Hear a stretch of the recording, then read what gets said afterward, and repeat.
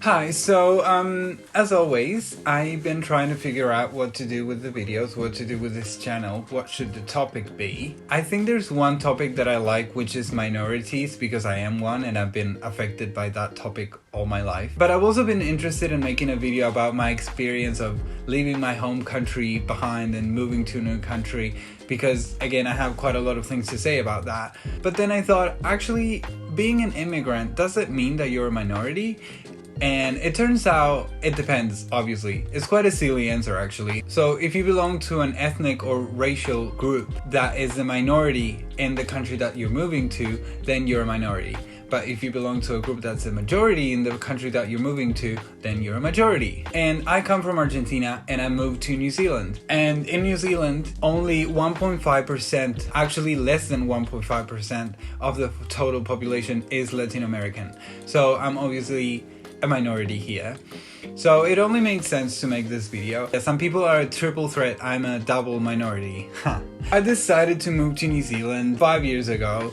Mostly because I didn't have much holding me back in Argentina. I mean, I did have friends and family that I loved very much, but I didn't have a job that was very meaningful to me, or I didn't have a relationship that was sort of holding me back. And also, I was 25 years old back then, and it just made sense to experience something super different back then. Of course, you can do that at any stage in your life. And on top of that, I really wanted to practice my English. If I was moving to another country, it had to be one where they would speak English. And one of my colleagues from work got a visa to come to New Zealand, so it only made sense to me. It was less scary having someone else moving here with me than just by myself. So of course the first challenge for me was language. People were super understanding and patient with me, and also I did have a pretty good level of English when I got here. I studied for like 8 years when I was in Argentina, or Argentina as you want to call it. But also New Zealanders or Kiwi do have quite a strong accent that I was not used to at all. So yeah, that made things a little bit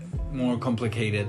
So a couple of things that I noticed from my experience with my second language was that my English was much worse when I was tired. Obviously because my brain is not working at 100%, so my words are going to struggle to come out. Then also, if I was nervous with the person that I was talking to, or if I was just nervous in an environment that was making me nervous for some reason, again, my English was gonna be worse. Also, public settings made things much worse because it can be quite loud because of the music, or because a lot of people talking around you. Then there's the big groups of people. It was much easier for me to talk to one or two people at a time. Obviously, it's just easier to focus. And also, just a side note, I do hate when there's big groups and everyone's fighting for who's the one who's talking.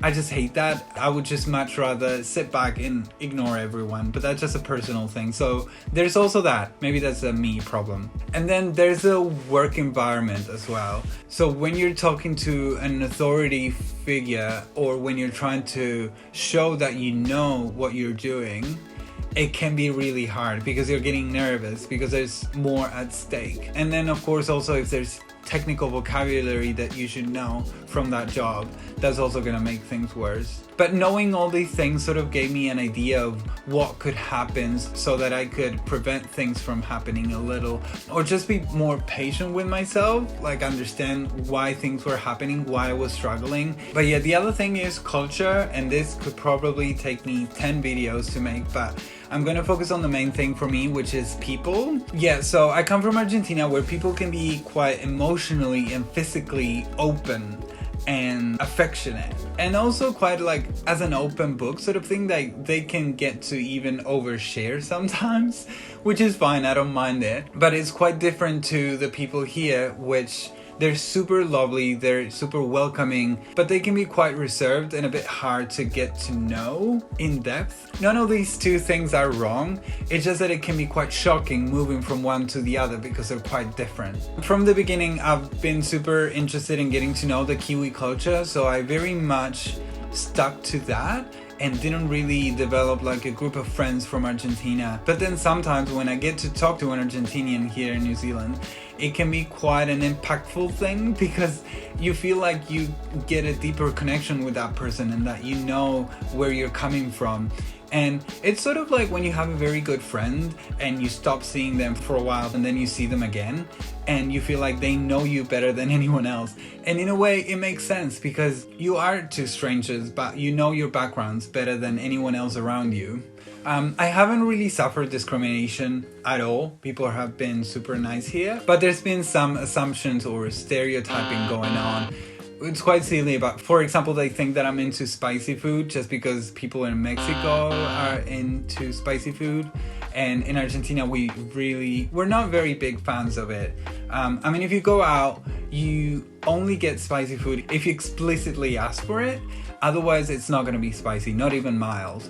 And also, this is a bit of an anecdote because it happened with a woman from the US. But she asked me if we spoke Portuguese in Argentina, to which I said, no, I speak Spanish. And then she asked me, oh, do you speak proper Spanish? And I had no idea what to say to that. Like, what does that mean? Proper Spanish? Is that Spanish from Spain, maybe? But yeah, just be open to things like this happening when you're traveling around the world, as a minority or not, really. All of this really brings me to the main point of the video. It's the belonging aspect of it. Like, do I think I belong here? Do I feel like I belong in Argentina? Do I feel weird here? My partner has told me that I changed a bit. Like, I act a bit less Latin American. Like, I'm a bit more reserved than before. And I think he's right in a way. And it's something that I haven't done consciously, really. It's more like I've tried to, I guess I'm just trying to fit in, and subconsciously started to like integrate all these things that I was seeing that were happening around me, like attitudes and behavior from people around me. And I don't think that's right or wrong. I think sometimes I felt like I was a bit loud around people here, and no one really reacted bad about it, but I felt like I was different, so I changed that. I don't know, that's just the way that I reacted, and I know that there's people that just stick to it and they just stay the way they are and they don't care to seem different from other people, which I think it's amazing, but that's the way that I've reacted. I guess another thing that people ask me quite a lot is if I miss my home country, and I do, but it doesn't hurt that much. I think what's worse is this feeling of living two parallel lives where my things are happening and they're missing out on them, and I'm missing out on their things. And then when I travel back to Argentina, I see how time went by quite a lot, and I miss that. Mostly with kids, I see them and they look just so much bigger and older, and it's just terrifying. But also, while I'm here, while I'm in New Zealand, I don't miss that much because I talk to them all the time and I don't miss out on anything that's happening in their lives.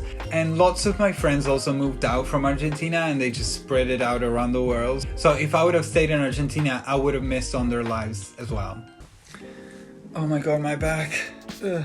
But yeah, so in time I've managed to get to know the culture a bit more, understand how they act, what's normal to them. Yeah, understanding the culture makes you feel more at ease, like you can act a bit more natural. It's not so much of an uncharted territory anymore. It sort of gives you a sense of belonging as well. And I think also having a partner here definitely helped. I've had a Kiwi partner for 3 years now, which it's helped me a lot with the sense of having sort of like a home here, because of course I don't have a family or like friends from Argentina, so having him really sort of made me feel a bit more at ease here. Hey guys, sorry the camera died.